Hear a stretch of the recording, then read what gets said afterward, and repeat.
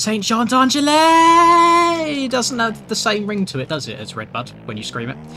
Oh well, anyway, what's up guys? Welcome back to another video. You might be thinking, Mr. Lins, what is going on? Why have you got the MX Bikes GP track that we're racing on today early? Well, I'll tell you exactly why that is, because I'm not home. So Mr. JV has been nice enough to send me the track early so I can make a video on it for you guys and cover it and really give you a good track preview, I suppose, and what you're all going to be racing tonight. Reason that I've got this track early, like I said just now, I have been away since Saturday, so 2 days ago, whenever you're watching this, and I'm going to be away until about Thursday or so. So unfortunately, I will not be with you lovely people to stream the MX Bikes GP. And I'm very, very sad about this because I absolutely love the French GP tracks, first of all. But outside of that, St. Jean is a track that has a very, very special place in my heart. There is already a version of this track in the game, bearing in mind it's a very, very old one. I want to say even could be as far back as like 2013, the actual track layout. It's a very, very difficult track, but a track that I spent a lot of time playing back in the day and grinding, and I still have the world record on that track, which I don't think will be beaten for a long time, especially not at least for these current OEMs. I think they struggle on that track a lot now. If you've been putting off buying that new MX gear, or you're just looking for some new daily MX related clothing, then head on over to fxrracing.com. Code MXPR_Lins15 at checkout will give you 15% off all motocross and lifestyle products. This code is applicable to the European, Swedish and Norwegian websites, not Canada or the USA. And whilst I've got your attention, you may as well subscribe to the channel. It's just one click of a button and it puts a big old smile on my face. Hope you enjoy the rest of the video. But I'm really sad that of all the rounds I'm going to miss... Oh, I love that. That's very nice. Yeah, all the rounds I'm going to miss, it is probably one of my favourite tracks on the calendar. You know, I'm a massive fan of Erne. Also a massive fan of like St. Jean in general, so I'm hoping this track does the honours for me just as well, and we can have a bit of fun and riding around. Now, I'm on the Suzuki, and I seem to keep riding the Suzuki, even though I've said on live stream a few times that I'm not now being a Suzuki main, but there's just something about it. The bike just looks so damn nice. I don't know what it is about the model. I don't know if it's the handguards just teasing me, but overall, like it's a very pretty bike, so I'm riding this for the time being, and I think what it's doing is it's lowering my expectations in the races, so I don't get as fed up if I don't do well. Now, it's all kind of tying back to this trying to have more fun on the game vibe that I'm going for, and honestly, after the GP of... Oh god, where did we ride last? Where was it? Wait, where did we ride? It's the last sand track. Hyvinka, that's it, yeah, GP of Hyvinka, Finland. It was just really fun. Spoilers, if you haven't watched that yet, then it's far too late by now, but I ended up going 1-1 in an A on the Suzuki, which absolutely blew my mind. And it's always that catch-22 of, if I do bad, it's fine on the Suzuki. If I do really well, it's like, oh my god, I've done well on a Suzuki. So it's win-win. You're kind of setting yourself up to never fail, I suppose. So yeah, the Suzuki's it's kind of cementing itself a little spot in my heart. The only bad thing on it, at least what I've noticed, is the front end tends to be extra tucky sometimes. Is that? Oh, I see. Okay, so that's the way that you used to go in an old layout, and then you turn the top hill and drop back down, so now it's just a little bit shorter. I like that he's kind of included that, and he's not just done the track only. He's kind of gone as far as adding the little off-track details, which, to be fair, wait, is that... I think I'm going mad. Which, to be fair, he done on Hyvinka as well, which just with putting that kid's track on the infield, which everybody was riding around throughout the entire of the night. When you're not allowed to ride on the actual track before the race starts, it's so nice to be able to just have something to do instead of sitting doing bike life in the pits all the time. So big props to Mr. JV. Very, I'd say perfectionist is probably the right word. He always does the absolute most. That is a hell of a send in there, Jesus Christ. Now, as someone who doesn't watch much of the GPs these days, real life GPs, I don't find them that interesting, you know, especially when they have so many man-made tracks on the calendar. When you get tracks like Thailand, for example, where it's all been like man-made, they ship the dirt in, there's hardly any riders there because who can afford to be flying their bikes all the way out to Thailand just to do a race, especially if you're more of a privateer rider. It just gets a little bit boring watching gates of like 20 or so riders. So my interest in MXGPs as of the last few years has really died down. So I couldn't even tell you how true to life this track is at the moment, if I'm being completely honest. All I can do is kind of compare it to the last St. Jean track, and there's a lot of areas that seem to be riding exactly the same, and one or two areas that are very, very slightly different. I will say In terms of the roughness on this track, this is one of the rougher tracks that JV's released so far this year, but I'm kind of here for it. I think if I was doing this video on my Honda suspension, you know, it's a lot more plush. I don't know if can anyone hear that dog barking in the background, by the way? God, I hate neighbours that just let their dogs out and bark all day long. Like, shut them up, or actually give them the attention they want that they're barking for. Oh, Christ, getting off topic. Yeah, the rough on this track, it's very interesting, a lot more difficult than what I'm used to seeing, but I'm kind of here for it. It'll be nice to see how it erodes overall. As always, on a JV track, it's very, very pretty. I think that it's going to take me a little while to kind of learn the layout of this. I'm so used to the old version.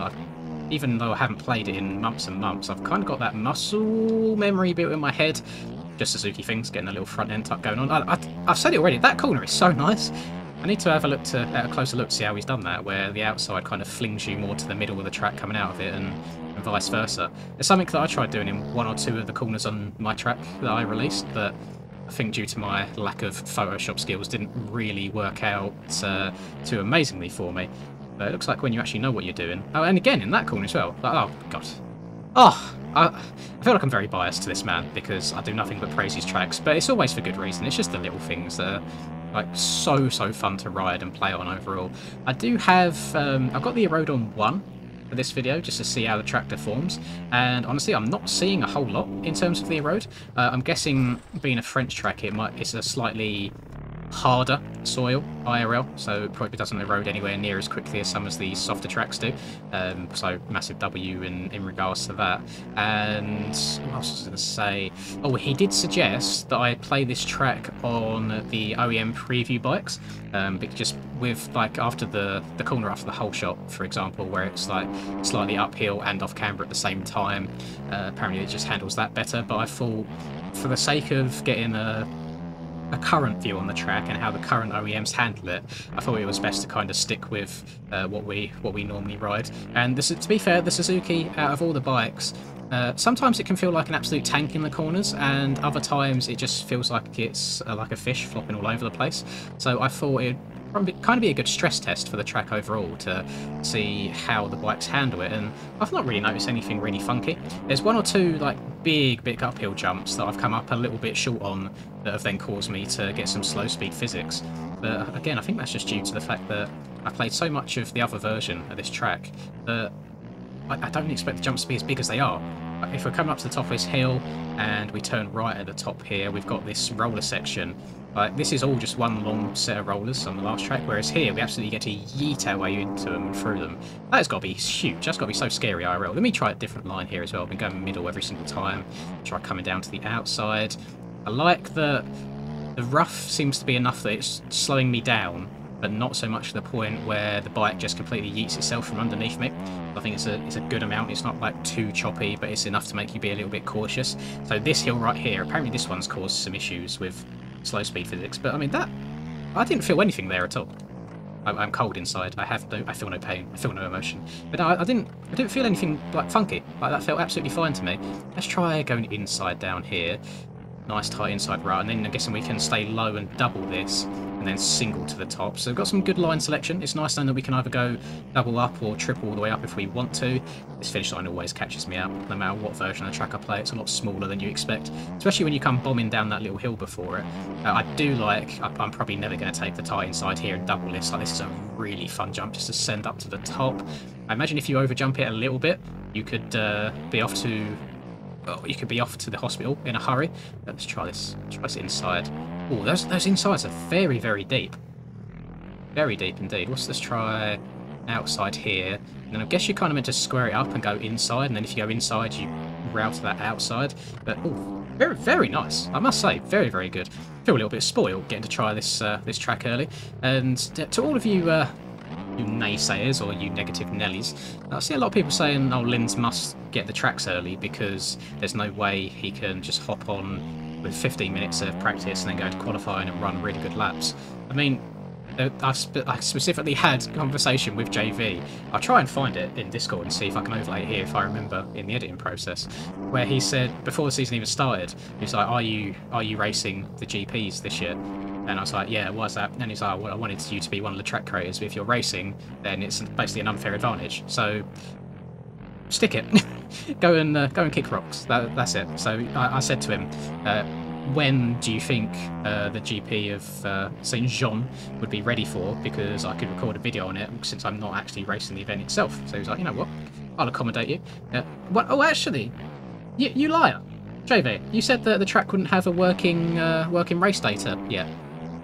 He's lied. It's working at the top left. My lap times are counting. They're being recorded. That's like timing at top left, so like checkpoints and stuff is referred to as race data. For any of you non-track creators, you know I'm in with the cool kids now. I'm in with the click that actually makes some tracks. So there you go. You said that the race data wouldn't be ready, but guessing it's all done. Guessing it's all finalised. Big W's. I guess I should... Let me try doubling up this hill. I think it's only fair to try all the options out. So if we scrub this a little bit, go double. You then double to the top, and you can kind of lift your front wheel up and over, which I guess is close enough. I like this outside down here. This one doesn't make you cut down, I think, as much as he was hoping for. I just rail the entire of the outside, which I think will be the dominant line there. And I think this outside will be pretty dominant as well, but what I think some of these insides do is they open up a little bit of availability for when the outsides get super deep and overly technical. Because, I mean, I feel like on Ernay, I'm guessing it's the same sort of soil type as Ernay is. I really do not know, but being from the same country, you'd guess they'd be quite similar overall.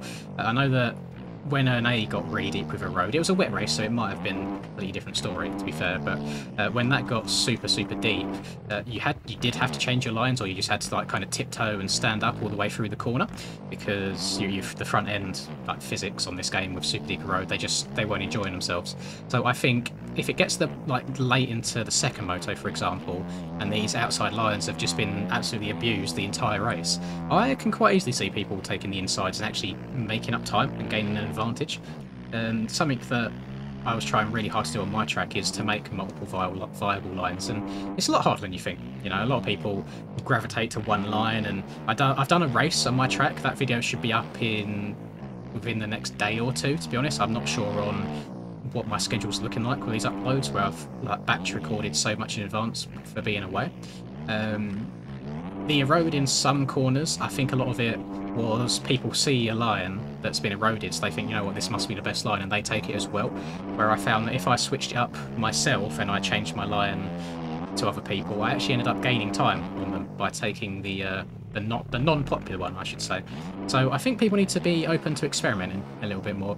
And obviously I'm recording this ahead of the Redbud race as well. I'm actually recording this on the same day. That is Friday right now for me, so the aerial Redbud stream will be later on today for me.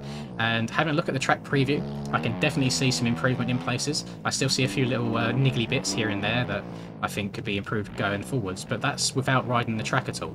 So I'm very interested to see how it races overall. I think it should be good. It's really nice to see there's a low quality version of the track now as well for people with inferior PCs, so they can actually enjoy the track without having super low FPS all the time. And it's just, I think, positive steps, really positive overall. I'm really happy, and I know that they're hopefully just going to keep getting better and better as the season goes on, and then there should be zero complaints by the end of the season, I think. I don't know if it's just me. It might be. I mean, every person rides a track different. I seem to be filtering into that middle line in that corner every single time without changing it up too much. I think it just could be the way that I'm landing the jump beforehand, to be honest. Lap times, we're looking at like a 140, like mid 140. Wouldn't surprise me to see the absolute crackheads of the community probably getting into the low 40 range. Have I done a lap yet without like majorly messing anything up? Generally couldn't tell you. I think, oh, the left side there's much quicker. Yeah, just gained a good amount of time getting into this corner. Let's try it outside. We triple up the hill. Oh, that is a big old jump. Jesus. Had the front wheel a little bit too high there, which is why I wadded myself coming out of it. Let's try, I want to try and set a semi-decent lap. See what kind of lap times we're running with here. Let's try tight inside. I think we should still be able to get up and over this double, no problem. We do. Right, going for it. Heads down. We're already 0.6 up. Big trip up the hill. Oh, too far. Oh, a little bounce. It's fine, we survived. Right, down the hill. Going outside down here as well. I think the outside is the fastest. Rail that bad boy. Slow down for this. Try not to get any of the funky low speed physics. The best way of combating that, honestly, is just trying to be as gentle as you can on both the throttle and the steering. Any like sudden stiff movements will really make you feel the wrath of Caboso, I will say. Get on the track. I'm hoping that doesn't give me any cuts. I'm a second up. I'm going to bomb to the outside down here. That'll hook me around to the left, give me a straight slingshot up for this hill. I want to scrub to the right a little bit because I've been jumping too far to the left here and going off the track slightly. Soak these up, big double. Send this, I'm going to jump further to the left so I can miss out this main middle rut I keep taking and go around it. So hopefully that's faster. I think this inside line would actually be the best line overall because it just covers less track. Around to the outside, we'll apex that pretty nicely. 3 seconds up on my lap time. It's gentle on the brakes. Oh, we can see the road coming in now actually, so it's not actually taking that long at all. We're on lap 8 at the moment, so I think for one player that's a pretty good amount. Please don't crash, please don't crash, please don't crash. Oh, square this up, jump down to the right. Oh, it's been a very sloppy end to this lap. I'm going to go down, I'm going to try tripling this again. Oh, we're sliding. This could be awful. Oh, this could be bad. Okay, there's front wheel high. There we go. Didn't jump as front wheel high that time, so we survived it. Down the final hill. Little scrubbed up dub over the finish. And we got a 44. So I would say for qualifying, wouldn't surprise me to see people getting like 42s, maybe even some 41s in there. No idea what cut-off will be, if I'm honest, but there you go. Take those lines I was taking as almost like a base for you to like work and improve upon. But that'll do it from me. Massive props to JV, and obviously a big thank you for probably rushing himself to get this out for me to be able to record a video on it a couple of days early. I hope you guys have a really good race. Hope you enjoy it. Hope it's fun all around, and I'm really sad that I'm missing it. I am. I love the French GPs so much. I will be back for the next one though, like the final round of the year. I'm not going to try pronouncing the track name because I will probably offend a bunch of people. It's a bit of a difficult one. I'm going to love you and leave you. I hope you've enjoyed this video. Please do drop a like and subscribe to the channel if you're new. Really appreciate it. Have a lovely rest of the day, whatever you're up to, and I'll catch you in the next video. Peace.